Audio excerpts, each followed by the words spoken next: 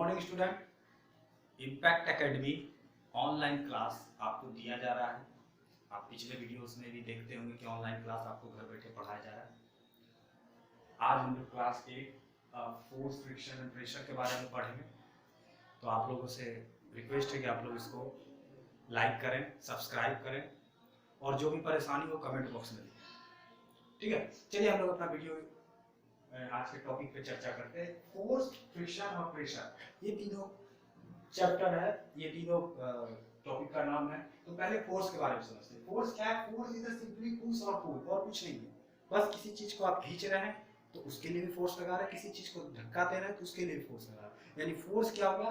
Push और पुल, simply किसी भी चीज को। अब फोर्स को मेजरमेंट जो किया जाता है उसको किस में किया जाता है? फोर्स का ऐसा यूनिट जो होता है वो होता है न्यूटन। ठीक है, और इसको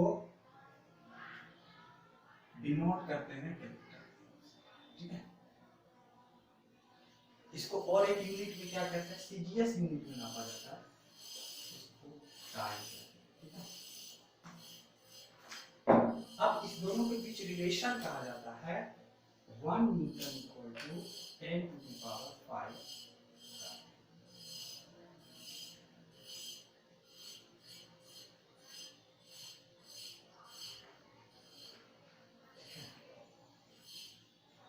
तो पहले समझ लीजिए कि फोर्स क्या है। इसका एसआई यूनिट न्यूटन होता है, इसको एम से डिनोट करते हैं। फोर्स को आप एफ से डिनोट कर सकते हैं। ठीक है, और सीजीएस यूनिट, सीजीएस में इसका होता है टाइम, और 1 newton equal to 10 to the power 5 time होता है। यहां तक आप फोर्स के बारे में समझे। अब फोर्स में दो तरीके का फोर्स होता है, इसको मैं मिटा रहा हूं।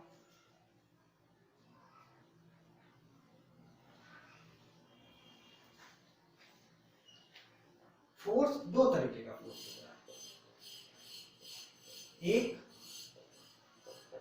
कांटेक्ट फोर्स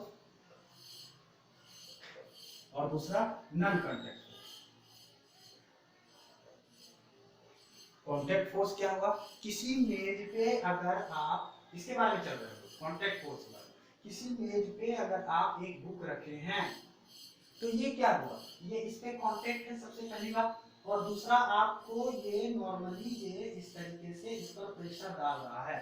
ठीक है, नॉर्मली प्रेशर डाल रहा है तो आप इसको कांटेक्ट फोर्स कहेंगे। कांटेक्ट फोर्स और क्या हो गया? आप किसी के तमाचा मार देते हैं गाल पे, आपका हाथ उसके स्किन से टच हो रहा है, वहां भी आपका फोर्स लगा रहे हैं, और कांटेक्ट फोर्स है। और कांटेक्ट फोर्स में हो सकता है, और कांटेक्ट फोर्स में क्या आ सकता है? एक होता है नॉर्मली रिएक्शन, अगर इस पर जो नॉर्मल इस पर प्रेशर डाल रहे हैं, ये कांटेक्ट फोर्स। कांटेक्ट फोर्स का एक हो गया नॉर्मल, दूसरा क्या हो गया? फ्रिक्शन।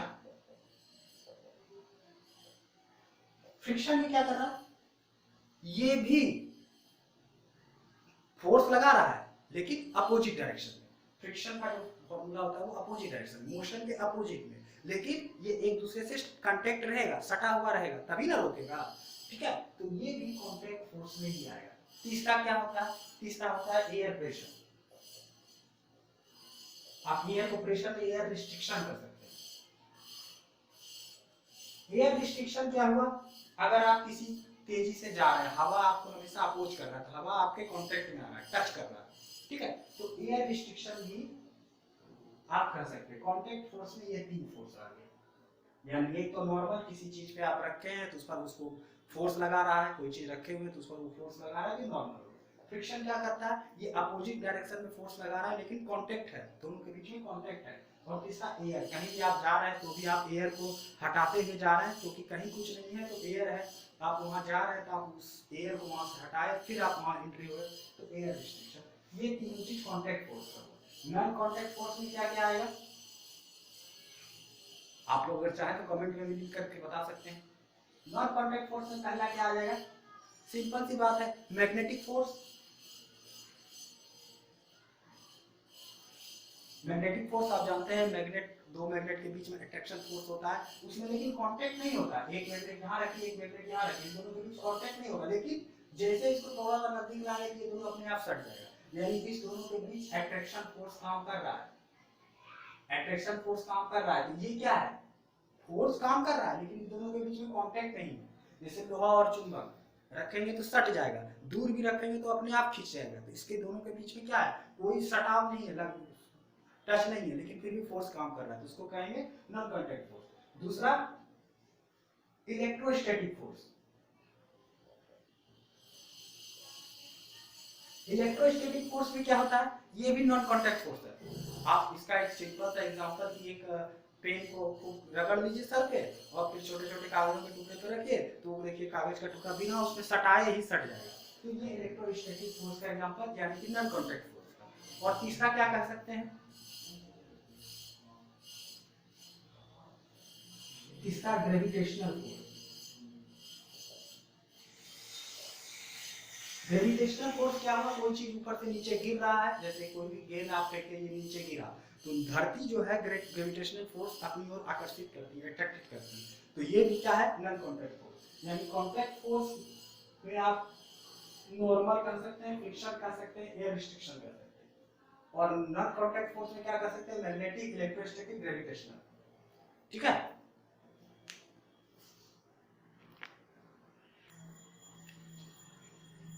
तो ये तीनों चीजें आपने देखा। आप चाहे तो और इसमें बढ़ा भी सकते हैं कांटेक्ट फोर्स में।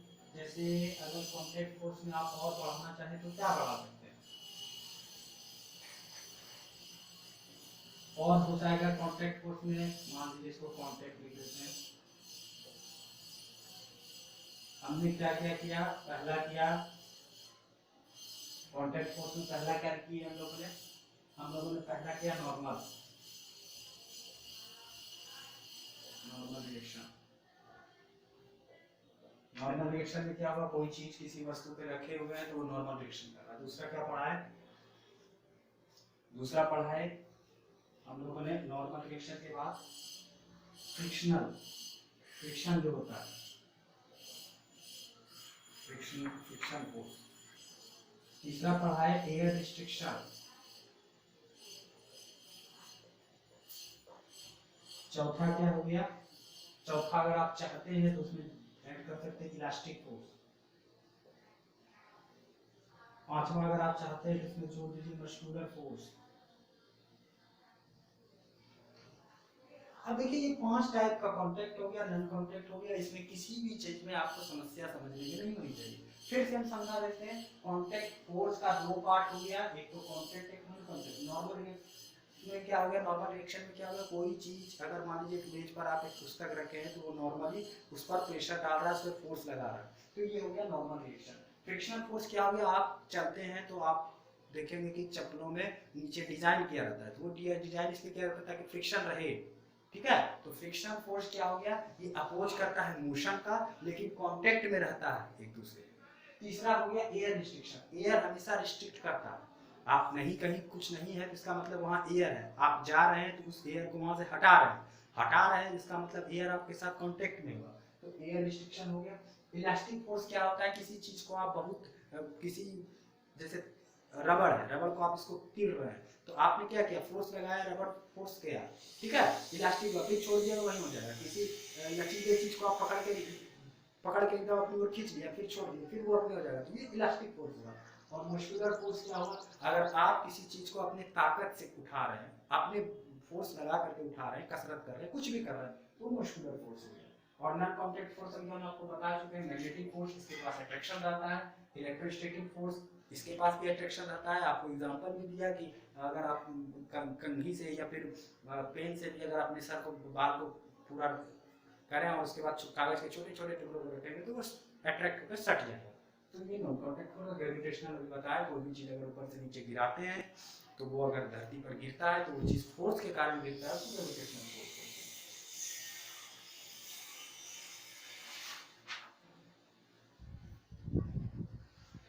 अब ये तो हो गया फोर्स के टाइप। अब थोड़ा सा अगर आप चाहें तो फोर्स के इफेक्ट को भी देख सकते हैं। फोर्स क्या क्या कर सकता है, effect of force.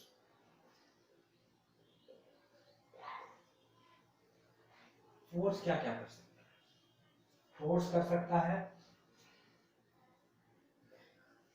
Effect of state of a body. दूसरा कर सकता है इफेक्ट ऑफ स्पीड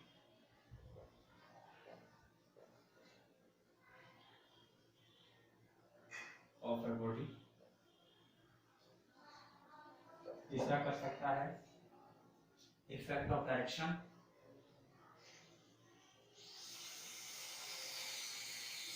अब देखिए इस तीनों को और समझिए और भी कर सकता है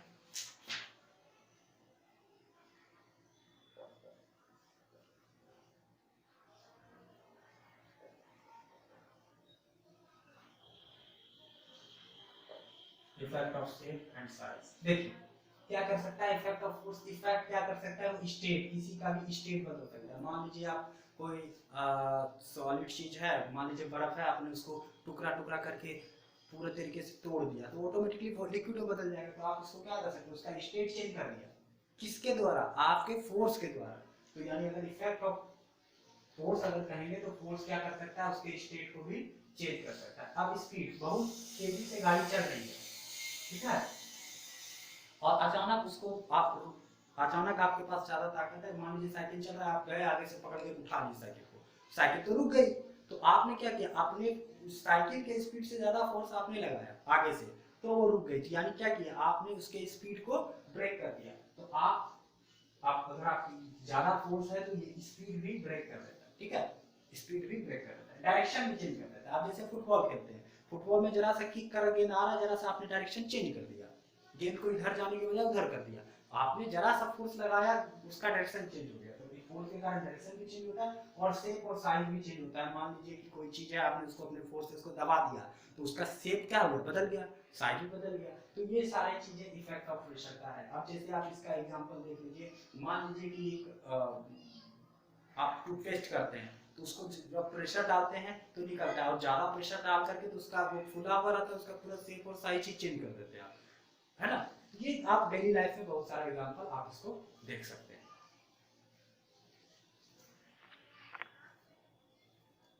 अब हम लोग इफेक्ट ऑफ फोर्स पढ़ चुके हैं, अब हम लोग चलेंगे फ्रिक्शन। फ्रिक्शन पहले ही बता दिया कि फ्रिक्शन कैसा होता है। तो फ्रिक्शन जो है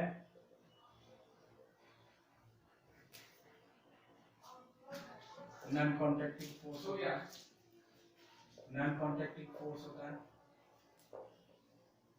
दूसरा अगर इसका डेफिनेशन लिखेंगे तो क्या कहेंगे, अपोजिट द मोशन, ठीक है, अपोजिट द मोशन, मोशन का अपोज करता है फ्रिक्शन, ठीक है, फ्रिक्शन फोर्स। अब फ्रिक्शन फोर्स तीन तरीके का होता है, कैसा कैसा इसके बारे में सीखेंगे। फ्रिक्शन फोर्स तीन टाइप का, अगर टाइप्स ऑफ फ्रिक्शन कहेंगे तो बढ़िया से समझते चलेंगे। टाइप ऑफ फ्रिक्शन तीन तरीके का। पहला क्या होगा, स्टैटिक फ्रिक्शन। स्टैटिक फ्रिक्शन क्या होगा,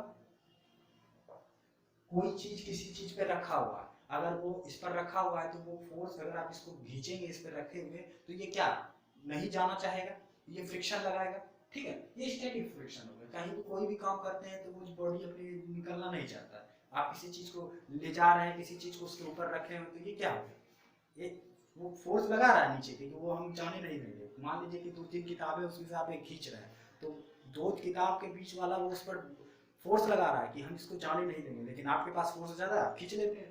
तो ये हो गया स्टैटिक फ्रिक्शन। दूसरा हो गया स्लाइडिंग फ्रिक्शन।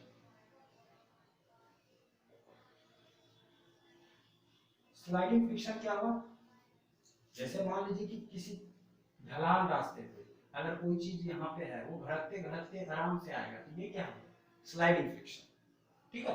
किसी भड़कालू जगह से अगर आप किसी चीज को घड़क रहा है तो ये जो रोड है, ये मान लीजिए ये रोड है, तो ये रोड उसको फ्रिक्शन लगाएगा, उसको रोकना चाहेगा इस वस्तु को, लेकिन चूंकि यहाँ पर से फोर्स ज्यादा लग रहा है इसके ऊपर, इसलिए ये इधर चला जाएगा, और ये जो फ्रिक्शन फोर्स है ये कम लगेगा, इसलिए ये वस्तु ज्यादा तेजी से गिरेगा। इसको बोलते हैं स्लाइडिंग फ्रिक्शन। और तीसरा हो क्या, तीसरा फोर्स हो जाता है रोलिंग।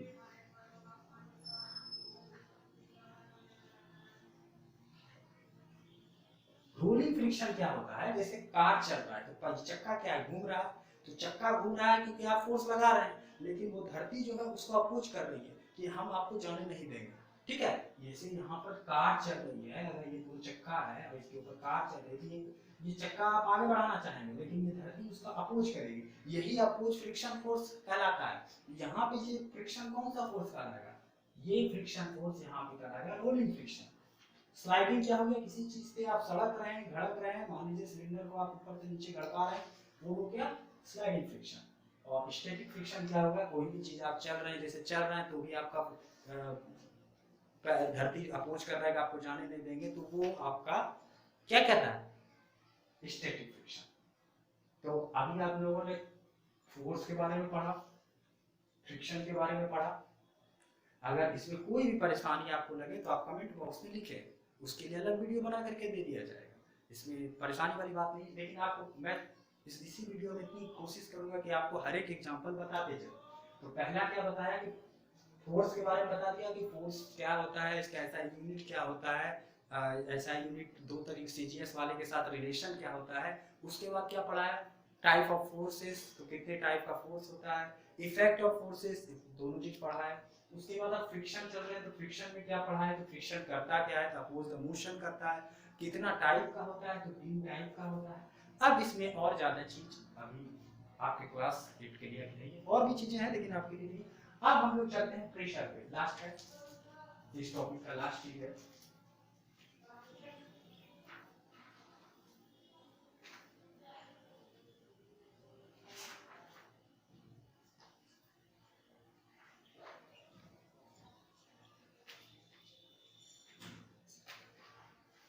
प्रेशर होता क्या है, प्रेशर होता है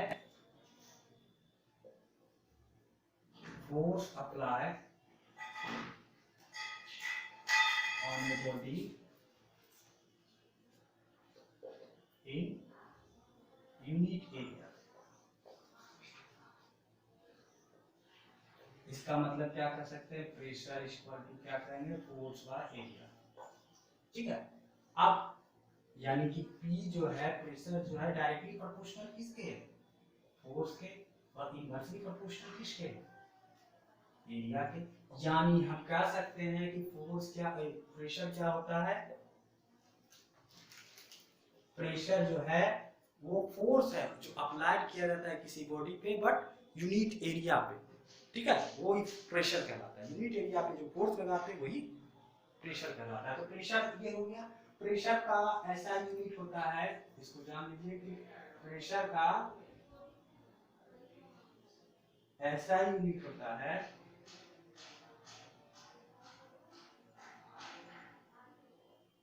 पास्कल। क्या होता है, पास्कल। लेकिन पास्कल को और इसको लिख सकते हैं ऐसे, आप यहां से भी बना सकते हैं।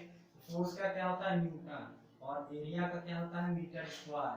तो अगर आप पास्कल 1 पास्कल बराबर अगर आप चाहेंगे तो 1 न्यूटन पर मीटर स्क्वायर लिख सकते हैं, ठीक है। ये भी कभी कभी पूछ देता है कि 1 पास्कल इक्वल टू कितना, तो आप लिख सकते हैं 1 न्यूटन पर मीटर स्क्वायर, ठीक है। 1 पास्कल इक्वल टू ये होता है। तो हमने ये बताया कि ऐसा यूनिट इसका पास्कल होता है, 1 पास्कल बराबर ये होता है। आप यहां से इसका यूनिट से भी बना सकते हैं। Pressure directly proportional to force होता है, pressure inversely proportional to area होता है।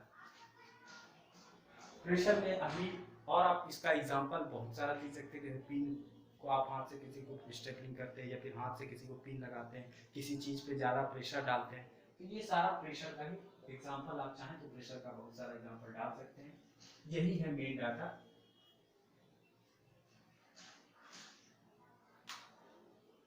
तो अगर आपको इस वीडियो में अगर कुछ ना समझ में आए तो आप कमेंट बॉक्स में लिख सकते हैं, इससे कुछ ज़्यादा जानकारी भी चाहते हैं तो आप उसको भी कमेंट बॉक्स में लिख सकते हैं।